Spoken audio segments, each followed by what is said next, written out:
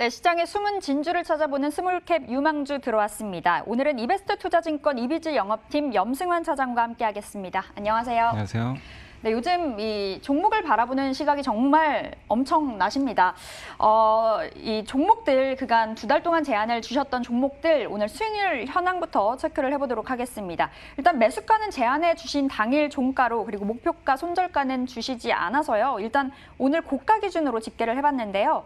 자, CS 베어링이 수익률 113.24% 기록했고 코리아 서키트 하나솔루션이 36%까지 기록을 했습니다. 세종공업 휴온스도 계속해서 수익률 내주고 있는데요. 언급 이후에 급등을 했다가 좀 숨고르게 들어간 종목들이 많아 보이거든요. 현재 자리에서 좀 리뷰 가능한 종목들 있을까요? 사실 이제 저기 보시면 아시겠지만 네. 좀 뉴딜 관련주들이 좀 많이 있죠. 그러니까 그린 뉴딜 관련해가지고 뭐 CS 베어링도 그렇고 하나솔루션도 좀 그런데 결국 이제 제가 좀 시장을 봤던 포인트가 어차피 6월, 7월은 좀 장이 좀 쉬어가지 않을까 싶었거든요. 근데 그런 상황에서 정부 정책이라든가 이런 쪽을 봤을 때 결국 이제 환경 쪽에 대한 관심들이 좀 많이 증가하는 것 같아서 제가 뭐 CS 베어링도 그렇고 하나솔루션 같은 기업들도 좀 이제 언급을 드렸던 겁니다. 그래서 정책 이슈로 좀 많이도 올라왔기 때문에 근데 지금 상황에서는 좀 부담스러운 건 저도 사실입니다. 이게 어느 정도 정책 이슈도 주가에 좀 선반영들이 좀 된 상황이니까 그래서 지금 자리에서 이런 기업들을 뭐 보유하고 계신 분들은 좀 여유가 있으니까 여기서 뭐 일부 뭐 다 팔 필요는 없다고 봐요. 이게 뭐 이런 그 기조 자체가 어차피 내년까지 계속 이어지니까 파시더라도 한 절반 정도는 좀 파시는 건 괜찮은데 전략 매도까지 하실 필요는 없을 것 같고 다만 주도주이지만 주가 상승에 대한 부담감들은 분명히 있기 때문에 그런 관점에서 봤을 때는 좀 신규로 한번 내가 접근을 해보고 싶다 이런 좀 좋은 기업들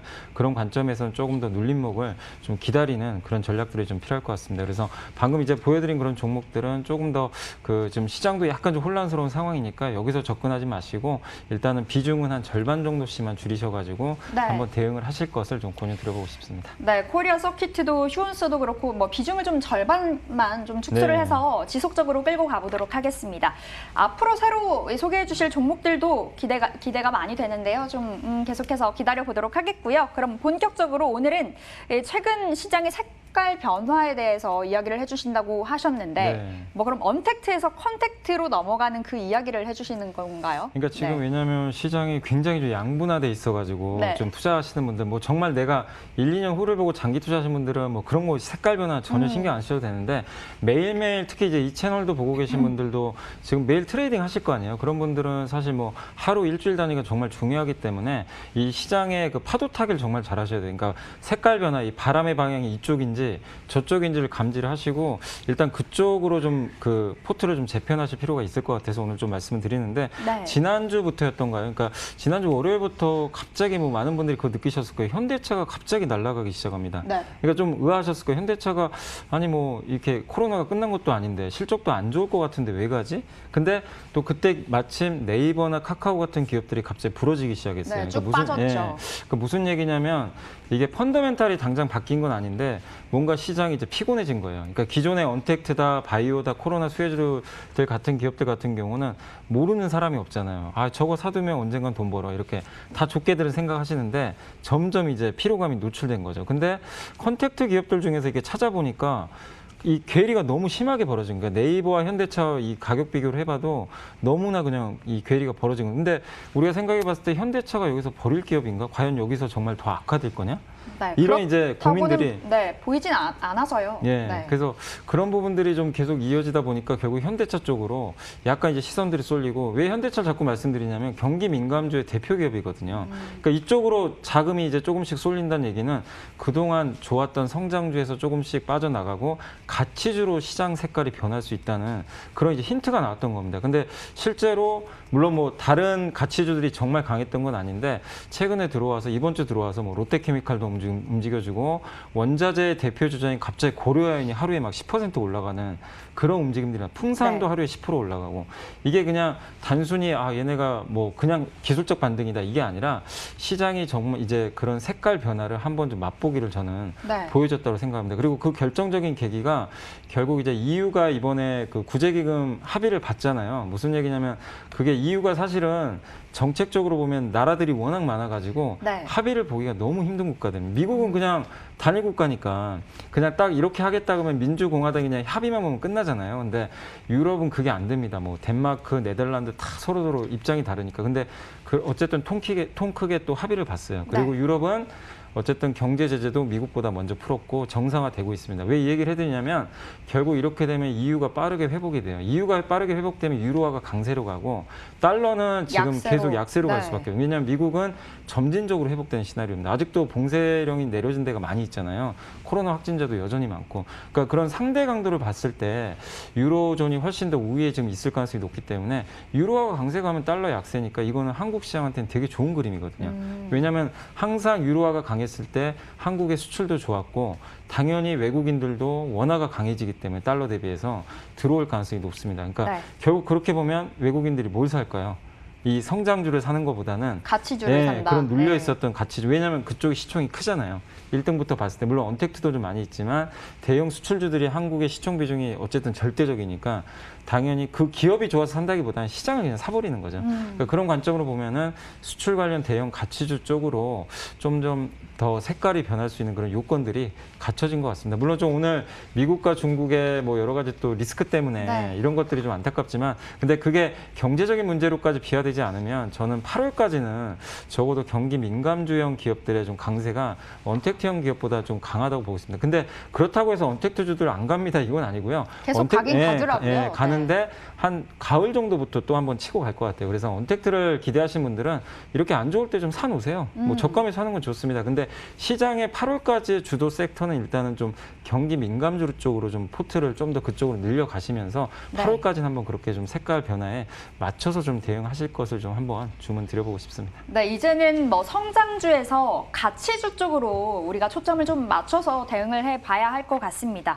자, 시장 이야기는 더 듣고 싶지만 여기서 마무리해보고요. 오늘은 어떤 스토리로 종목을 발굴해 주셨나요? 네, 오늘은 이제 제가 요즘에 또 그런 얘기들 많이 돌더라고요. 뭐 이게 그 게임 잘하시는 분들은 본 캐릭터가 있고, 그 다음에 이제 부캐가 있잖아요. 네. 근데 이제 본캐, 부캐. 예, 근데 이제 기업으로 따지면 본업이 있고 약간 이제 부업이 있는데 요새 잘 나가는 기업들 보면은 본업도 좋지만 부업을 잘하는 기업들이 굉장히 잘 나갑니다. 그러니까 오늘도 보면 그 동국제약이라는 기업 아시겠지만 그 회사가 오늘 또 신고가를 났는데 동국제약 하면 마데카솔로 유명하잖아요. 뭐 네. 인사돌 이런 걸로 유명한데 그게 사실 본업이에요. 근데 그걸로 돈 잘 버는데 왜 이렇게 동국제약이 잘 나갔습니까? 결국 그 화장품 사업으로 사실 정말 엄청난 성장하고 마데카 크림이라고 많이들 들어보셨을 거예요. 그게 이제 매출액이 늘어나면서 정말 잘 팔리다 보니까 이제 본캐보다 오히려 부캐가 더 이렇게 각광받는 상황으로 가고 있는데 이런 기업들의 주가 흐름이 정말 좋습니다. 뭐 또 이 동국제약뿐만이 아니라 지오소프트라는 기업도 마찬가지잖아요. 지오소프트가 사실은 소프트웨어 기반의 회사인데 오아시스 마켓이라는 이제 새벽 배송 많이 해보신 분들 아실 거예요. 오아시스 마켓 이 새벽 배송에서 마켓컬리랑 좀 경쟁을 많이 하는데 이쪽에서 점유율 늘려가면서 굉장히 주가도 좀 많이 올라갔습니다. 그러니까 한마디로 본업도 좀 어느 정도 탄탄한데 부업까지 잘하는 기업들이 진짜 시장에서 알게 모르게 지금 계속 부상이 되고 있어요. 뭐 네. 오늘 또 IS 동서란 기업도 다른 건설주랑 다르게 폐기물 업체 인수해가지고 네. 주가가 연일 신고가거든요. 코엔텍, 예, YN텍. 네. IS 동서란 기업이 이제 코엔텍을 인수했죠, 폐기물을. 그래서 오늘 좀 그런 주제로 한번 가져봤습니다. 그러니까 본업은 있지만 좀 부캐릭터가 좀 잘할 수 있는 그런 네. 기업으로 오늘 제가 두 종목 갖고 왔는데 첫 번째는 한섬은 좀 약간 기대가 아직 시작은 안 했는데 한번 부캐릭터 좀 한번 기대해 보면 좋을 것 같아서 한섬을 좀 말씀드리고 싶은데 일단 본업도 잘합니다. 뭐 여성분들은 아시겠지만 타임이라든가 뭐 마인이라든가 이런 브랜드 정말 한섬 유명하잖아요. 네. 그리고 뭐 할인도 안 하기로 유명한데 이 내수 경기가 안 좋지만 한섬이 지금 다른 유통업체 그러니까 다른 의류회사랑 좀 차별화되는 게 해외 매출 비중이 거의 없어요. 거의 국내 쪽에 있기 때문에 오히려 이게 더 강점인 것 같아요. 국내 쪽에 오히려 코로나 리스크가 좀 많이 완화됐기 때문에 그리고 한섬이 지금 요즘에 잘하는 게 온라인 비중을 높이고 있습니다. 한섬 기억하신 분들은 이 회사 그 어쨌든 브랜드 살려면 백화점 가서 사야 된다는 걸 많이들 알고 계시죠. 특히 현대백화점이요. 네, 맞습니다. 네. 그래서 거기서만 사야 되는 걸로 알고 있는데 지금 이제 그렇게 생각하시면 이제 너무 올드해지신 거고 지금 이제 그게 아니고 온라인에서 많이 산대요. 네. 왜냐하면 한섬이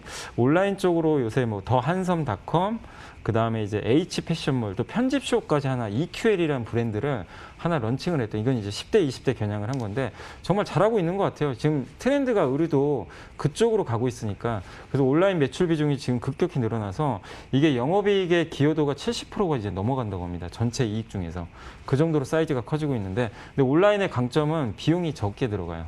이게 매출이 늘어나면 왜냐면 고정비가 별로 안 들어가잖아요. 인건비도 없고요. 예, 네. 그래서 당연히 한섬의 이익률도 좋을 수밖에 없습니다. 근데 이제 오늘 말씀드리고 싶은 거는 본업도 이렇게 잘하지만 이제 부캐에 좀 집중하시면 좋을 것 같아요.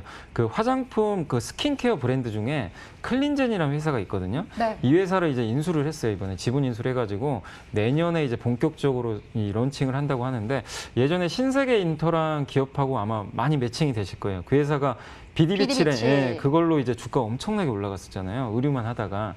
근데 물론 한섬이 성공할지 안 할지는 저도 아직은 모릅니다. 근데 그런 스토리가 있고 또 뭐 어느 정도 성공할지 모르지만 분명히 한섬은 또 현대백화점이 뒷배경이 단단히 있어요. 충분한 유통망을 가지고 있잖아요.